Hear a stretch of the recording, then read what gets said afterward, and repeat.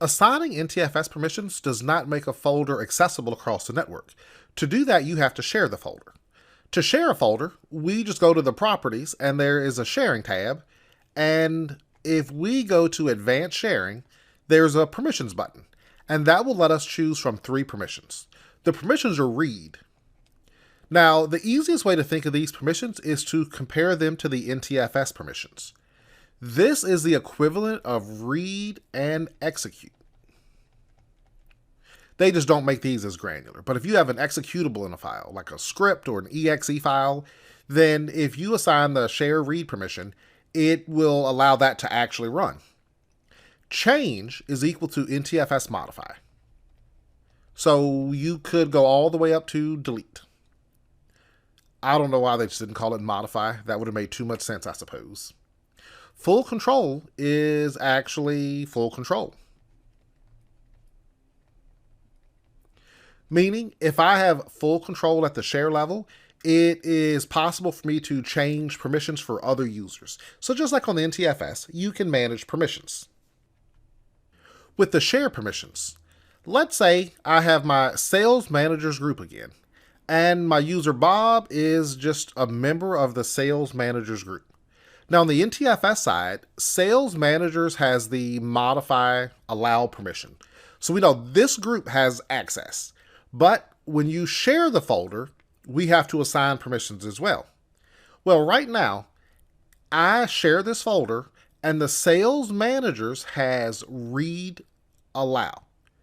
The way share permissions work, when you combine a share plus NTFS permission, you actually get the lowest permission. Now, we know read is really equal to read and execute. But with that, you cannot create a new file. You cannot delete any content. So Bob would actually be restricted to that read share permission, which we know is really, I'm going to say R and E for read and execute. But that is the capability Bob would have. So no chance he could delete any content or anything like that.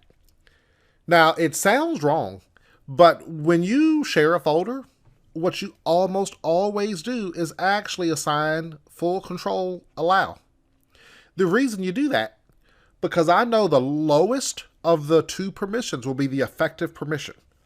If I assign NTFS permissions correctly, so if Bob truly needs modify, I can just assign the allow modify. Then if I assign the full control, when they get compared, modify is less than full control. So in that example, the effective permission for Bob would now be modify. It really takes management out of this if you assign the full control permission. You just have to make sure that you properly have defined the NTFS permission. Now, an interesting fact. Up until Server 2008, Microsoft assigned the Everyone group full control by default, and they said, don't worry about the share permission. Make sure you set your NTFS permissions correctly. The problem that inevitably led to is people messed up the NTFS permissions, and they assigned permissions that were too high. The share side was already at full control, so people were able to access content they shouldn't or delete content.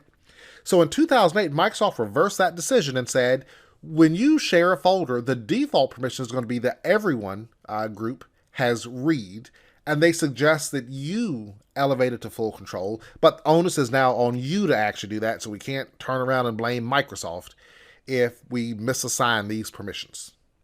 So remember, when you combine one NTFS permission with another NTFS permission, it is the highest permission. When you combine a share permission with an NTFS, it is the lowest.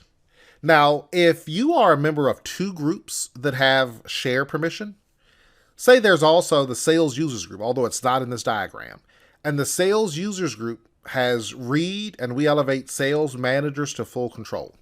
When you combine one share permission plus another share, it is the highest. So the way I think of it, on this side, on the share, if you have multiple permissions that apply, highest is the winner. On the NTFS side, you are a member of multiple groups, so multiple permissions apply, the highest wins. When you compare the two, the share and NTFS, only then does the lowest permission win and become the effective permission.